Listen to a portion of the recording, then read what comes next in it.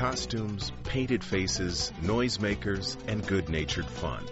This is Purim, a Jewish spring festival remembering a 3,000-year-old deliverance from national annihilation. Remarkably, in the year 2005, Purim fell at the same time as the Christian Holiday of Deliverance, the observance of Easter. Two holidays of deliverance, Purim and Easter, on this day of discovery.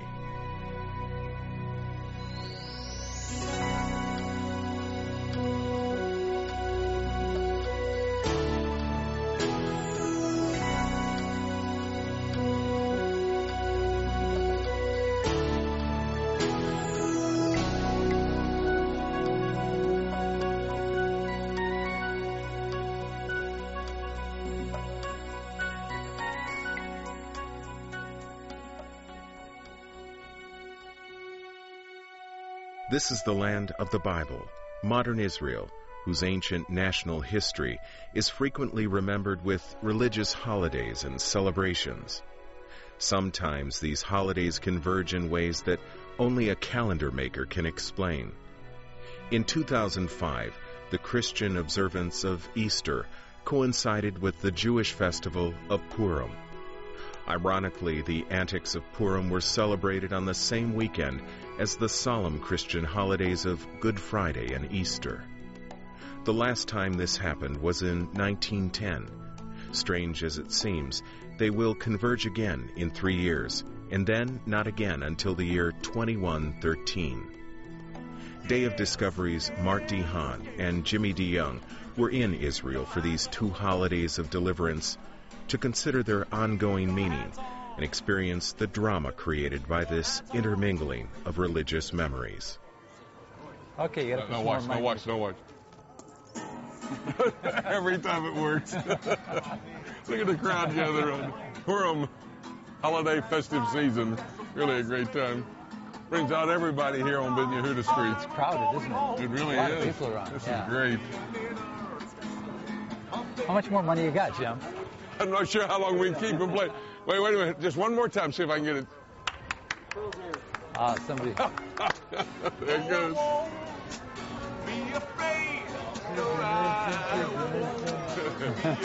Isn't it interesting? What's so interesting about today is this is not only the weekend of Purim, the Jewish festival of holiday of Purim, but also Good Friday. Through an amazing convergence of the calendar, both holidays end up in the same weekend. And also, in addition to that, not only here in the city of Jerusalem is a walled city, and so thus Purim is 2 days. Today, Friday, on Good Friday, and then on Easter. They do not have Purim activities on Shabbat, but on Easter, then, it'll be, again, another day of Purim because the city of Jerusalem is a walled city. It's complicated, doesn't it? It really does, but it's a very festive occasion, a family occasion, giving of gifts, parades, everything else. It's a great time. And what's unusual is that Purim is kind of a crazy time. It's almost like our Halloween. Good Friday is a solemn time of remembrance. And yet they have something in common. Both are stories of deliverance. That's what Jim and I are going to do. Jim, you'll break up and cover the Purim story, right? Yes, sir. And I'm going to leave you. I'll go cover the Good Friday, the Easter story. Come back together Sunday afternoon. And then we'll compare notes. Yes. Okay? Sounds great to me. Good. See you later. Yep. Many of the costumes that Jimmy and I saw as we walked down the crowded streets have nothing to do with the Purim story, the story of deliverance. Now they're for a smile. The holiday of Purim is full of fun. But other costumes actually depict characters found in the ancient Old Testament story of Purim. Costumes of characters like that of the wise old Mordecai, the villain Haman, the feared King Ahasuerus, and the beautiful Queen Esther. The story of Purim is found in the book that bears her name, Esther. When you open the book of Esther, the book where Purim is written, is recorded for us, you will find a very strange phenomenon. It is the only book where no name of God is recorded into it. No once. There is no once the name of God.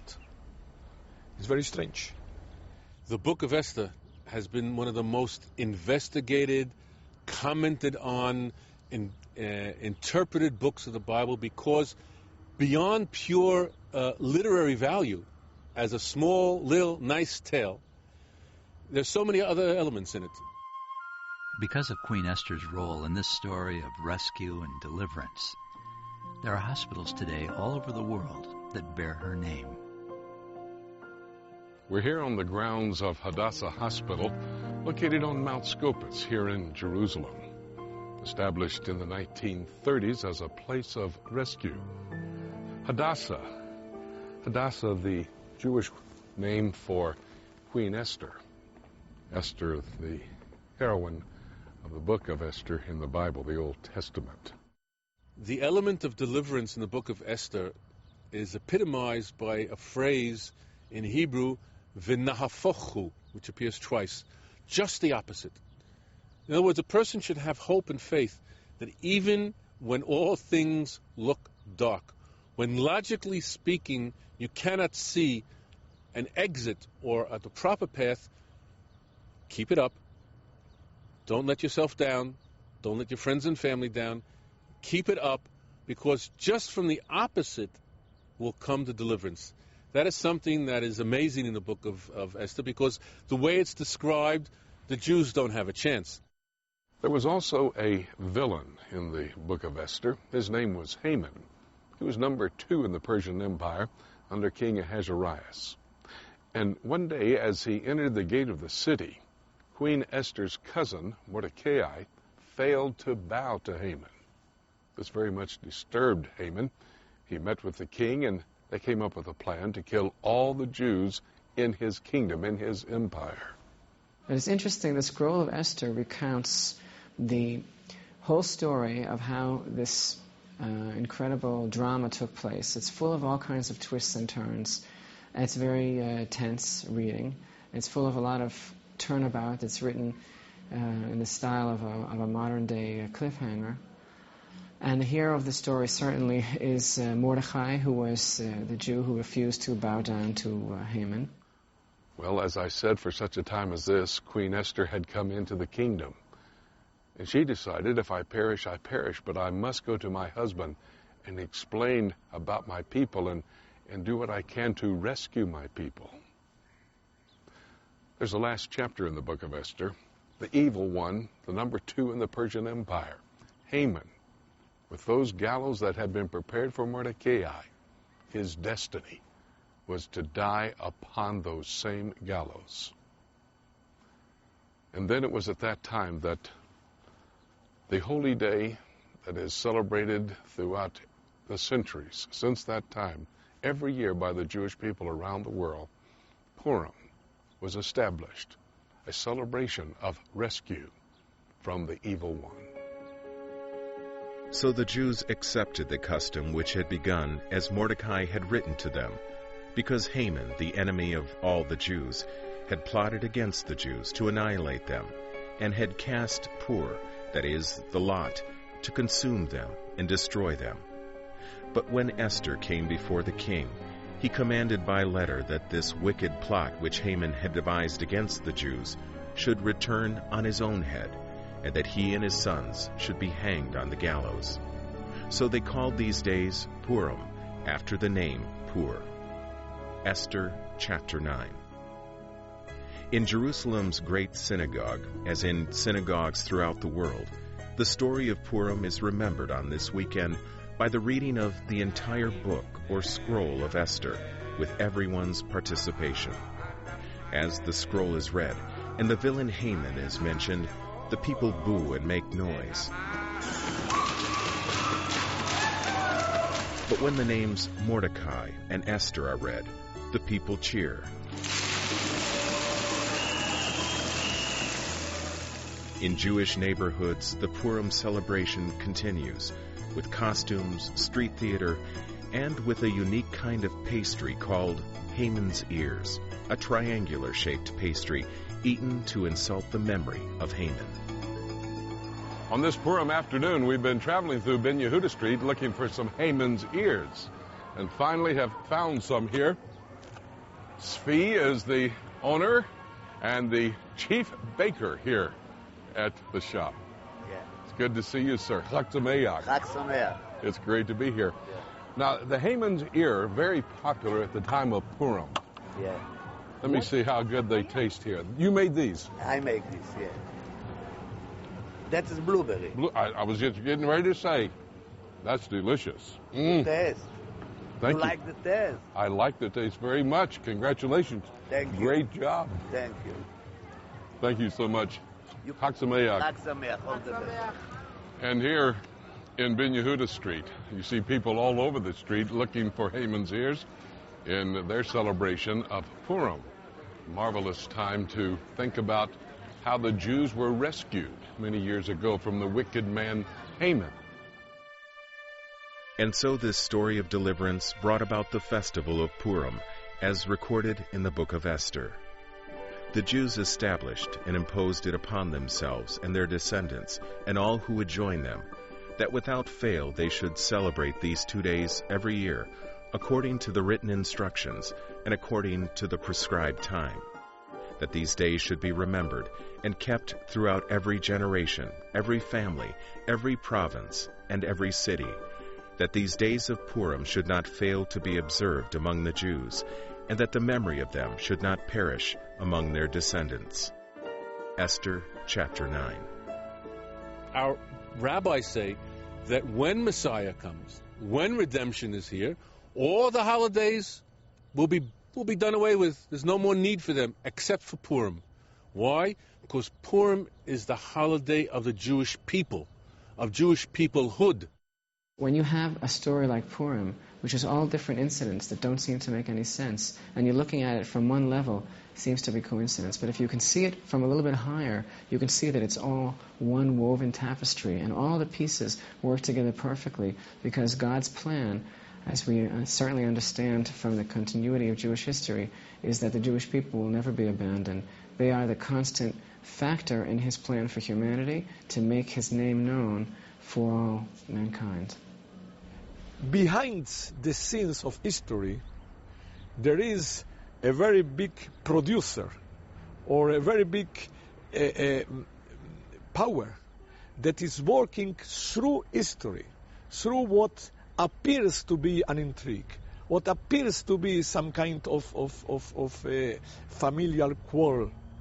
And God is working through His providence as behind the history, like the director of a film doesn't appear in the film, like the director here doesn't appear in the film, but he is behind the scenes and is working everything, and it makes us in some way the illusion that he is not existence, but he exists.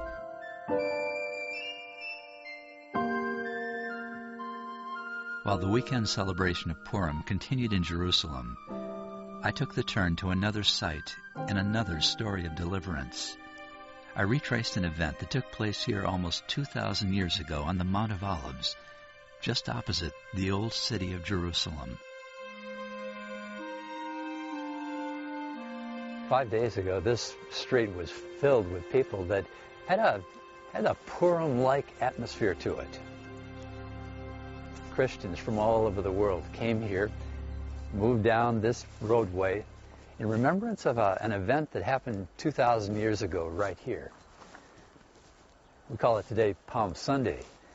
And the atmosphere is celebrative. When the people came here this year, they were colorfully dressed, they were singing, they were walking down here together with a great sense of celebration. And they were doing it to think back of a day that began what we now call a Holy Week. It was a week of deliverance as we now look back on it.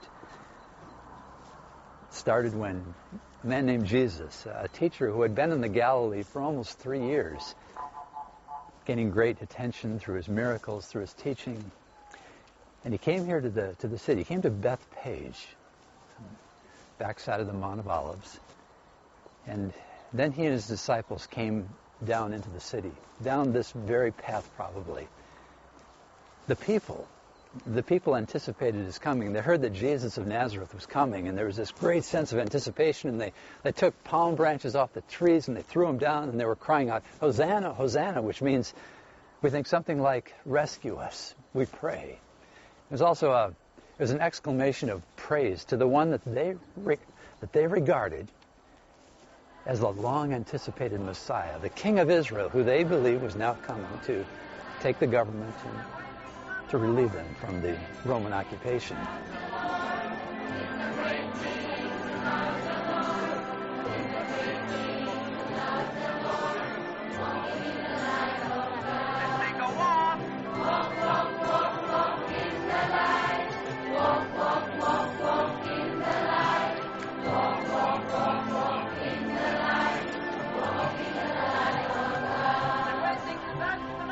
And so this scene 2,000 years ago was full of joy, full of celebration, just as it was 5 days ago, as people thronged this area singing, shouting, colorfully dressed, but anticipating from today's perspective something very different, because that week didn't turn out the way those first followers of Christ thought it would.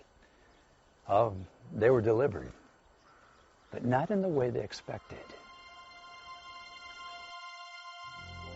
Within the city walls on this day, another event in what is now called the Passion Week was being remembered.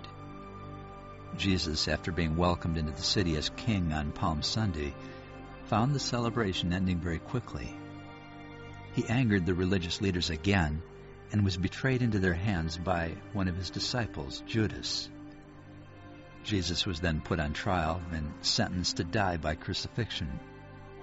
That act of sacrifice occurred on Friday of the Jewish week of Passover. In the Jewish celebration of Purim, Queen Esther risks her life in behalf of her people.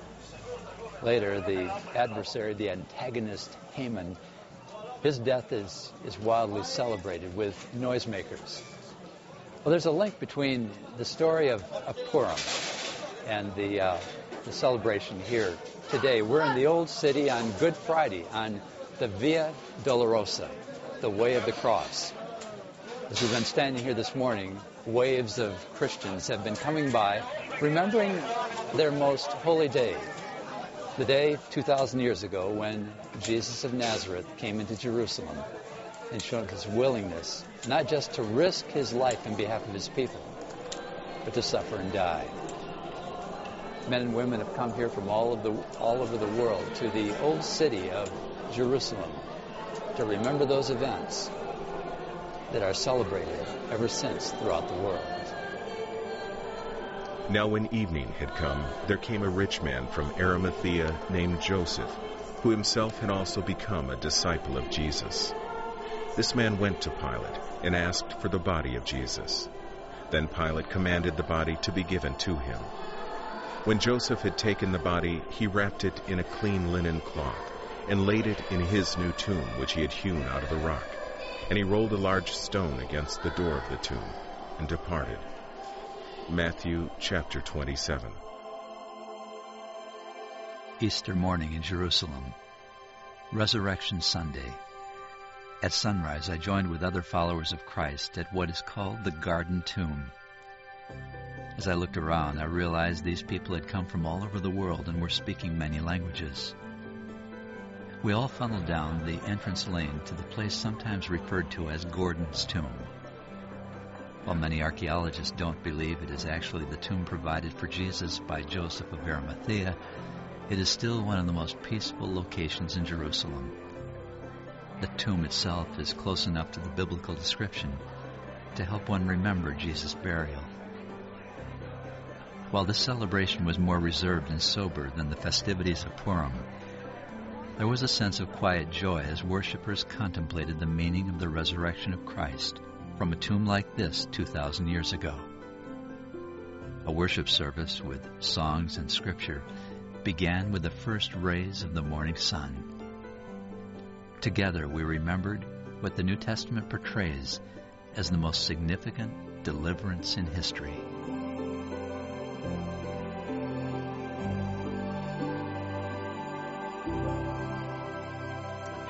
It's Sunday afternoon here in Jerusalem. Easter Sunday, in fact. The sunrise service is over. Now residents of the city of Jerusalem gathering here in Ben Yehuda Street for the public celebration of the Jewish holiday of Purim. The first time in many, many years. Both Purim, a Jewish holiday, and the victory celebration of the resurrection of Jesus Christ, Easter, occurring on the same Sunday. Purim is a time of celebration. You'll notice the children with their costumes on, some of them with costumes like King Ahasuerus or Esther, Mordecai, or even Haman, the villain in the book of Esther. This tradition grows out of the Jewish community in Italy, where they first started wearing the costumes, and now it's basically spread the world over. Interesting time here in the city of Jerusalem, Easter Sunday, and the celebration of Purim. Two holidays looking to the future with victory. Late in the afternoon, Jimmy and I met just outside the walls of Jerusalem's old city to compare our experiences as the setting sun and lengthening shadows announced the end of festivities. Yeah, I'll tell you one thing, Jim. I got pictures. You got pictures of what? I got pictures of everything. No, I got pictures of the traffic down there. Specifically, what did you get pictures of? What'd you go after? Okay, I went after the events of the Holy Week, and we started out on the Mount of Olives. I got some great pictures looking down onto the city, the old walled city of Jerusalem. Then when we went to the Via Dolorosa for Good Friday, or as I heard one man say, not Good Friday, Significant Friday, I got some great pictures of people from all over the world going along the way of the cross and remembering the crucifixion. And then this morning, I got pictures of the sun coming up, and a lot of people, again, young people, middle-aged people, older people, making their way with positive attitudes, expectantly, but going into the garden tomb to remember the resurrection of Christ. Jim, I got pictures. Someday I'll bore you with them, all right? Get the projector and we'll put it on the wall or something. Yeah. Tell me what'd you do? Well, I had a very interesting time being among the people on their special holiday of Purim, the Jewish people, celebrating the victory over the decree to kill all of the Jewish people in the Persian Empire 2,500 years ago. Interesting. So these two holidays come together. And by the way, when we talk about this convergence of two holidays in the same weekend, we're not saying there's any great significance in that convergence, but what we are saying is that it does give us an opportunity to look at two unusual stories of deliverance, both rooted really in the nation of Israel. But I was so impressed, Jim, that at the events that I was at, the walk along the Via Dolorosa, and then the sunrise service, what an international group that was. People from all over the world. They spoke different languages. There was Spanish being spoken, German. I heard there were Swedes there were Americans. And I think really that's the difference, isn't it, between the holiday of Purim. That's one huge difference between Purim and the Good Friday Easter weekend. Well, the Jewish community is international, but there's only a group of about 12 to 13 million Jewish people. So it's more confined. It's a family celebration, a Jewish family celebration, as compared to an international remembrance of the resurrection of Christ. And really, if we compare the Hebrew scriptures of the Old Testament to the Gospel and the letters of the New Testament, that's really the story that is unfolding. The nation of Israel and its history, a chosen people, chosen by God to tell the whole world his story. And then you get to the New Testament Gospel writers, and they're saying now that Old Testament history, that Jewish history, has been fulfilled or personified in the coming of Messiah, who lived and, according to the New Testament, died for the deliverance of all people. So both of these holidays are rooted in stories of deliverance, and both have their history with the Jewish people.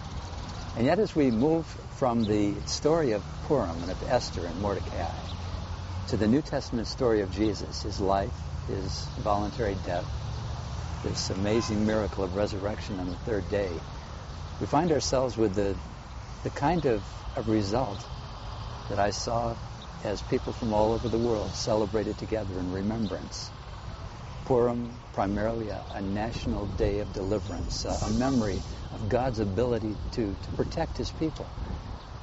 So when we come to Jesus, we come to, according to the New Testament, the one who, being a Messiah of Israel, nevertheless came in behalf of men and women of all nations. Anyone would believe in him and trust in him.